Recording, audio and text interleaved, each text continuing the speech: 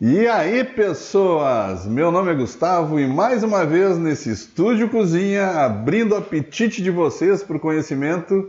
Nessa aula, vocês poderão saborear mais ingredientes e que estão presentes nas doenças infecto-contagiosas. E a culinária da vez é o citomegalovírus. Já ouviram falar esse nome? Espero que vocês aproveitem muitas informações daqui. Este é mais um vídeo do canal Projeto Análises Clínicas e é importante que vocês se inscrevam no canal, deixem um like, ativem o sininho para mais notificações e façam seus comentários. É fundamental para o crescimento e melhoria no conteúdo. Agora, sem mais delongas, toca-lhe pau nesse vídeo.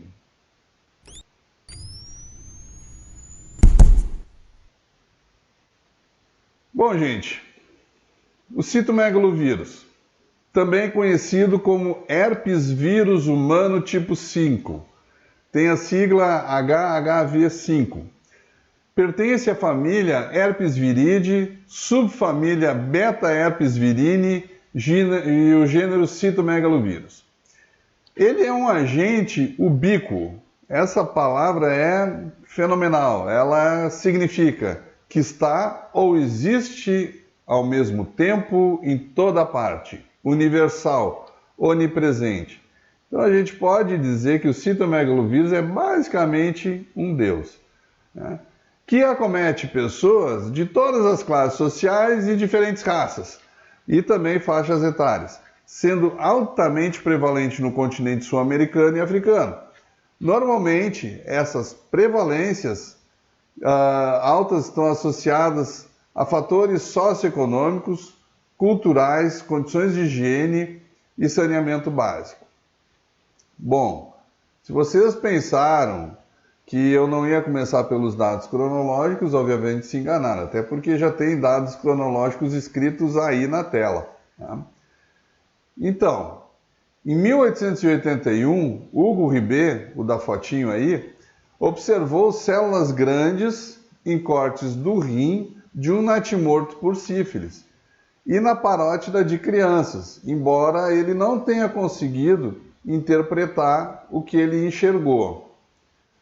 Em 1904, Jesionek e Kiolemenoglu já demonstravam a presença de células grandes de núcleo excêntrico, rodeado por um halo claro, com inclusões intranucleares em órgãos como pulmão, fígado, rins de natimortos.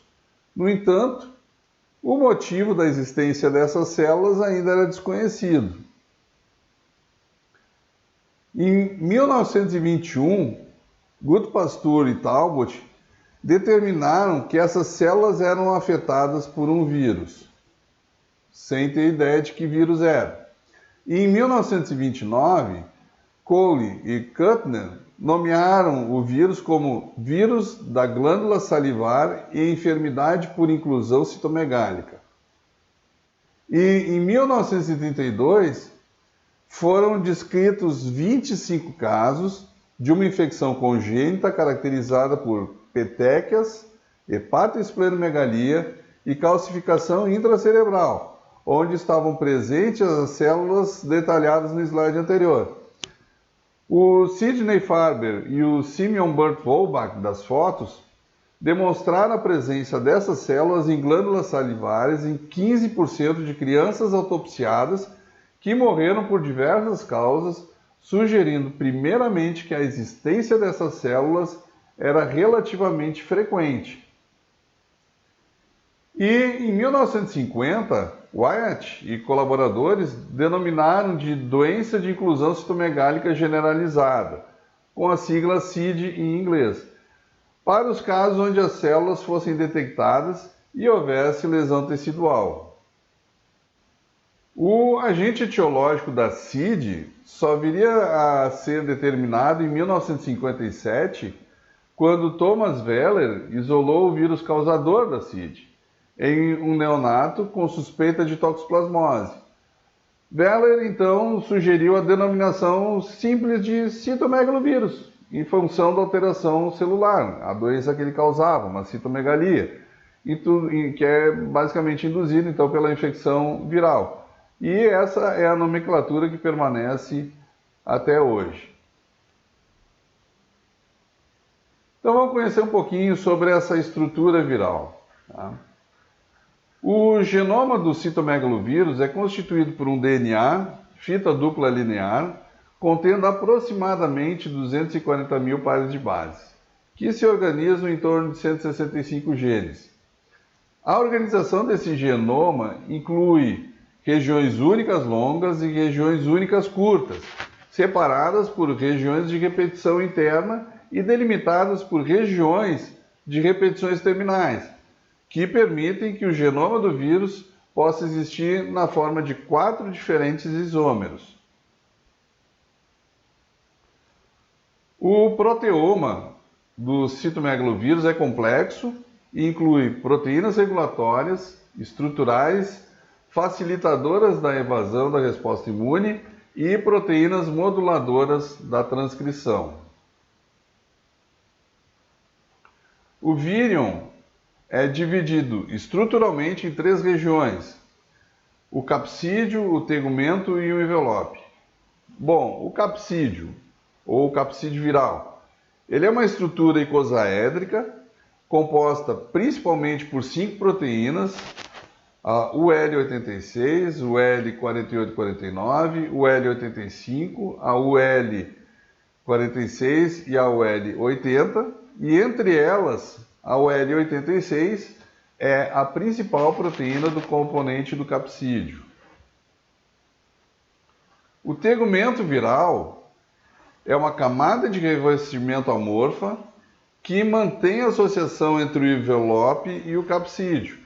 Algumas proteínas do tegumento são expressas somente no núcleo da célula, tipo a PP-UL69, ou só no citoplasma, a PP150 e a PP28. Enquanto que outras, como a PP65, ou a PP na verdade é fosfoproteína, né, e os números são a quantidade em kilodaltons, né? Então a PP65, elas são encontradas no núcleo da célula, logo em seguida que essa célula é infectada. E mais tarde vão se localizar predominantemente no citoplasma. Então, devido a PP65 ser expressa pouco tempo após a infecção ativa, né, a detecção dessa proteína, dessa fosfoproteína, tem sido empregada por técnicas de imunocitoquímica para o diagnóstico de uma infecção primária ou recorrente do citomegalovírus. E, por fim, o envelope viral, né? Ele é formado por complexos glicoproteicos de ligações disulfídicas com o vírion. Esses complexos foram divididos em 3 grupos: o GC1, que é uma glicoproteína, a glicoproteína B, o GC2, que são 2 glicoproteínas, a GM, glicoproteína M e glicoproteína N, e o GC3, que são 3 glicoproteínas, H, a L e a O. As glicoproteínas do GC2, a M e a N, são as mais abundantes do envelope, e junto com a H e a B, elas são essenciais para a infectividade viral. Atualmente tem sido demonstrado que existe alguns polimorfismos genéticos, originando 4 variantes genômicas dessa glicoproteína B, que seria a B1, a B2, a B3 e a B4. Isso resulta basicamente em cepas distintas do citomegalovírus. Vamos falar um pouquinho de características imunológicas. Então, a coexistência do citomegalovírus com o hospedeiro é facilitada por estratégias desenvolvidas pelo vírus para limitar a ação do sistema imunológico, tais como: uma importante característica do citomegalovírus é o estabelecimento de um estado de latência. Na verdade, essa é uma característica de todos os herpes vírus, mas agora, como a gente está falando essencialmente do citomegalovírus, né, é então o estabelecimento de um estado de latência. Após a infecção primária, o citomegalovírus tem capacidade de cancelar a replicação de seu DNA por um tempo indeterminado, ficando no estado de latência até que estímulos específicos façam com que haja uma nova replicação viral, né, com produção de novos vírions infecciosos. O mecanismo pelo qual a replicação do citomegalovírus é reativado após o estado de latência ainda não é bem conhecido, mas se acredita que tem envolvimento dos fatores de necrose tumoral, principalmente o fator de necrose tumoral alfa, e um anti-CD3, né? Geralmente, a reativação ocorre quando o indivíduo entra num certo estado de imunossupressão. Outro ponto é a replicação em tecidos específicos, né, que apresentam uma vigilância reduzida ou menos intensa, né, como glândulas salivares, que são células que expressam pelo menos um pouco menos de quantidade de complexo maior de histocompatibilidade tipo 1. Né? Então, a replicação do DNA viral vai ocorrer logo em seguida da infecção, em torno de 12 a 24 horas, né? E o processo de replicação vai durar também em torno de 24 horas e vai produzir algumas proteínas regulatórias, e aí ele vai ficar, então, basicamente associado a essas células que têm uma expressão menor do MHC1. Por isso que lá naqueles dados cronológicos, muitos pesquisadores encontraram o citomegalovírus, né, em órgãos mais específicos, entre eles as glândulas salivares, as parótidas, o rim de natimortos. Outro ponto é o comprometimento dos mecanismos de defesa do hospedeiro através da expressão de fatores que podem silenciar um pouco a resposta imune, né? Por exemplo, receptores de FC de imunoglobulinas, né, ampliando o período disponível para replicação viral. E também o fato do genoma do citomegalovírus poder codificar muitos produtos gênicos que podem interagir nas vias de processamento do antígeno viral e restringir a sua apresentação via MHC tanto 1 quanto 2.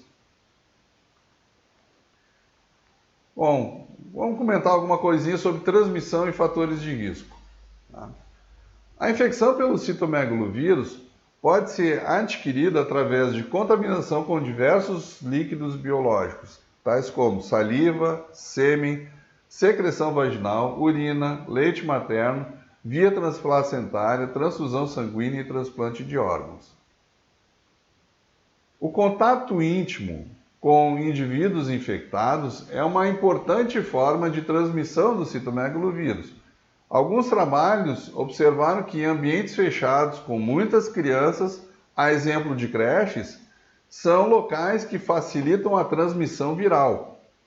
Nestes casos, a transmissão ocorre principalmente através do contato com urina ou saliva de crianças infectadas. A relação sexual sem preservativo também tem se mostrado uma importante forma de transmissão entre adolescentes e adultos jovens. A transmissão vertical do citomegalovírus pode ocorrer por meio de infecção congênita ou perinatal. A infecção congênita se dá via placenta, quando leucócitos maternos infectados atravessam a placenta por meio do cordão umbilical, se instalam no epitélio tubular renal fetal e ali vai ter replicação viral. A infecção perinatal pode se dar durante o trabalho de parto ou no pós-parto. No trabalho de parto, a infecção pode ocorrer via transfusão materno-fetal, pelo acometimento das membranas amnióticas, cordão umbilical ou da placenta, pela aspiração do líquido amniótico contaminado e ainda pelo contato com sangue ou secreções genitais ou saliva materna. No pós-parto, o aleitamento materno é a principal forma de contaminação. Apesar do aleitamento materno ser uma importante forma de transmissão do citomegalovírus, a restrição à amamentação não é uma prática utilizada, uma vez que os benefícios do aleitamento são superiores à possibilidade do recém-nascido apresentar sintomas clínicos graves após a aquisição do citomegalovírus via amamentação. E dois outros fatores importantes de risco para a infecção por citomegalovírus são as transfusões sanguíneas e os transplantes de órgão. A possibilidade de transmissão do citomegalovírus via transfusão sanguínea é diretamente proporcional à quantidade de unidades transfundidas. Quando a hemotransfusão é realizada entre doador soropositivo para citomegalovírus e receptor soronegativo, há possibilidade de ocorrer infecção primária no receptor, com consequências clínicas que podem variar de intensidade a depender do estado imunológico do receptor. O mesmo ocorre com o transplante de órgãos. Em um adulto com infecção ativa por citomegalovírus, a excreção do vírus via fluidos biológicos normalmente ocorre durante algumas semanas. Entretanto, em crianças ou adolescentes, a excreção do vírus nos fluidos biológicos pode demorar meses ou até anos, o que aumenta a possibilidade da transmissão viral. O citomegalovírus possui um envelope lipídico, que é facilmente degradado pela maioria dos detergentes, sabões ou álcoois. Isso significa que a utilização desses produtos é uma forma eficiente de inativar o vírus. Hábitos de higiene, como lavar as mãos, podem reduzir consideravelmente a transmissão do citomegalovírus, principalmente em ambientes que têm muitas crianças. Agora que a gente já falou muita coisa sobre o vírus, vou falar um pouco do aspecto clínico, né? E as consequências do indivíduo infectado. Então, a infecção por citomegalovírus vai causar diferentes consequências dependendo das características do paciente. A gente tem pelo menos dois grupos de pacientes importantes, os imunocompetentes, né, e os imunocomprometidos. Então, em pacientes imunocompetentes, a infecção primária, na maioria das vezes, ou na grande maioria das vezes, é assintomática. Entretanto, em alguns casos, é possível observar sintomas clínicos, a exemplo de uma síndrome semelhante à mononucleose, que vai consistir em febre aguda com acentuada linfocitose e atipia linfocitária em cerca de 10% das células. Outros sinais clínicos observados em associação com essa síndrome podem incluir, além da febre, tosse, uma epigastralgia, cefaleia, uma indisposição e, mais raramente, uma esplenomegalia, uma adenopatia, um exantema inespecífico, talvez um certo grau de anemia, alguma desordem gastrointestinal e também nervosa. Esses sintomas podem ser observados também em indivíduos imunocompetentes durante a reativação ou a reinfecção por outra cepa do citomegalovírus. Em casos muito raros, né, se essas apresentações clínicas não forem tratadas de forma rápida e adequada, podem levar um paciente ao óbito. A infecção por citomegalovírus pode causar doença grave, comorbidade e mortalidade significativa nos indivíduos imunocomprometidos ou soronegativos para citomegalovírus, como os recém-nascidos de baixo peso, né? Também em alguns pacientes oncológicos, né? Ou pacientes com anemia falciforme, talassemia, leucemia, né? Ou receptores de transplante. A gravidade da infecção clínica correlaciona-se com a intensidade da imunossupressão celular e com o status sorológico para citomegalovírus do indivíduo infectado. Pacientes HIV reativos apresentam alta incidência de consequências clínicas após uma infecção ativa por citomegalovírus. Dentro delas, destaca-se a retinite, exantemas inespecíficos, lesões ulcerativas, a colite, meningoencefalite, mielopatias, a pneumonia intersticial, né? E essas manifestações também vão ser inversamente proporcionais às contagens CD4 do indivíduo, né? Ou seja, o citomegalovírus é uma doença oportunista para o HIV. Então, quanto menos CD4 tiver, né, mais consequências da infecção o HIV reativo, o paciente HIV reativo, aidético, vai ter. A droga mais utilizada para o tratamento da infecção por citomegalovírus é o ganciclovir. Embora em indivíduos com AIDS, principalmente com contagem CD4 menor que 50 milímetros cúbicos, a utilização desse medicamento tem sido questionada devido à sua toxicidade e ao fato de que a própria terapia antirretroviral potente, né, já age de forma satisfatória e profilática contra o citomegalovírus. O citomegalovírus pode também causar uma infecção grave em pacientes transplantados. Os sintomas mais comuns observados são hepatite, trombocitopenia, complicações cardíacas, rejeição aguda ou crônica do órgão transplantado, anemia hemolítica e pneumonia, com uma evolução talvez letal, né, apesar da terapia antiviral utilizada. A gravidade da infecção correlacionada com o grau de imunossupressão do paciente, bem como o status sorológico desse e do doador de órgão, é bem correlacionável. O transplante entre doador positivo e receptor negativo para citomegalovírus é a combinação que apresenta as consequências mais graves para o receptor de órgão, uma vez que ele pode desenvolver infecção primária após o transplante. E a gente observa que 50% a 70% dos pacientes com infecção primária pós-transplante vão apresentar manifestações clínicas que vão variar de intensidade, podendo inclusive ser letal. O citomegalovírus, ele é considerado o vírus mais comumente transmitido através do útero. Aproximadamente 10% das crianças com infecção congênita são sintomáticas ao nascimento. As manifestações clínicas mais comuns observadas nessas crianças após a infecção são o retardo mental, prematuridade, hepatosplenomegalia, hepatite, icterícia, pneumonite intersticial, microcefalia, calcificações intracranianas, corioretinite e deficiência de acuidade visual e auditiva. Essas manifestações clínicas podem não ser observadas no neonato logo após o parto, já que algumas só se desenvolvem meses ou anos após o nascimento.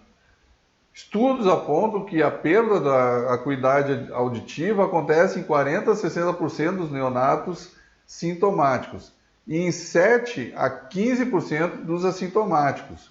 Tá? Entre 10% a 15% dos neonatos que apresentam sintomas graves logo após o nascimento, 20% a 30% desses normalmente cursam também por uma evolução letal.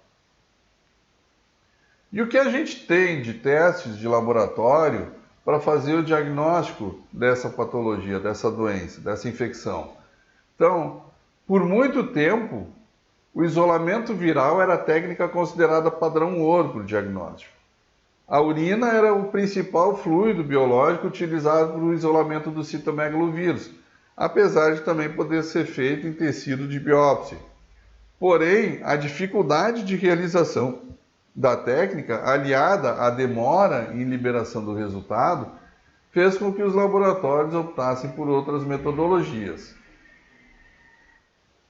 Atualmente existem várias técnicas laboratoriais disponíveis que podem ser utilizadas para o diagnóstico etiológico da infecção por citomegalovírus.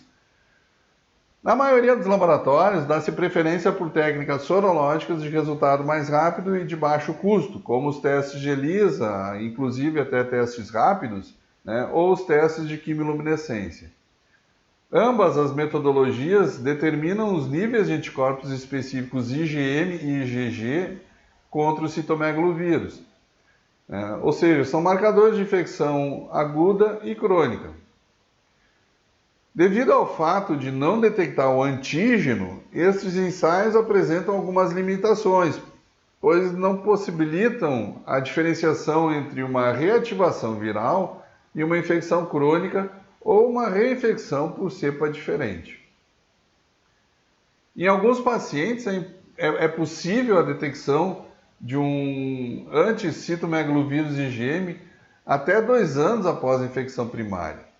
Essa característica também dificulta o diagnóstico de infecção primária, pois deixa o clínico na dúvida se essa IgM é oriunda da infecção recente ou uma IgM residual.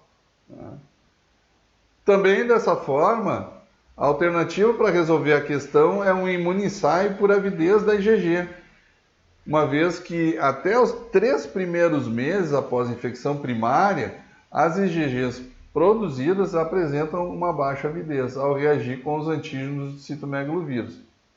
Assim, a detecção do anticitomegalovírus IgG de baixa avidez evidencia uma infecção recente.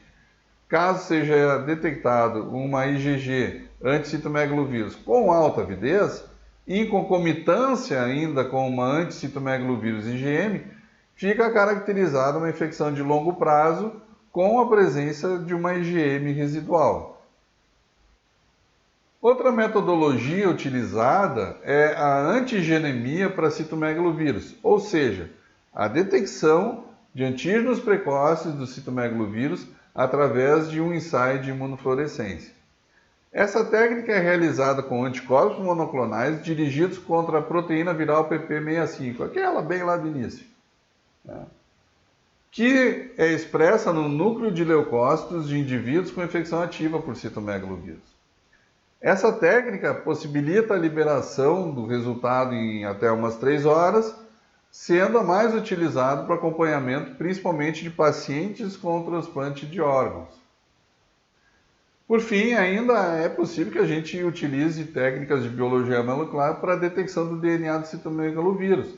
A PCR, a reação da polimerase em cadeia em tempo real, é uma técnica de boa especificidade, de alta sensibilidade, permite a emissão de resultado em aproximadamente 6 horas, mas lógico, no meu ponto de vista, a limitação de que nem todo laboratório tem condições de fazer um PCR. Tá? Bom, gente, é o fim dessa parte de citomegalovírus. Não se esqueçam de se inscrever no canal, deixa aquele like joinha para encher o meu coração de alegria. Fiquem com Deus, permaneçam bem, permaneçam seguros e até o próximo vídeo.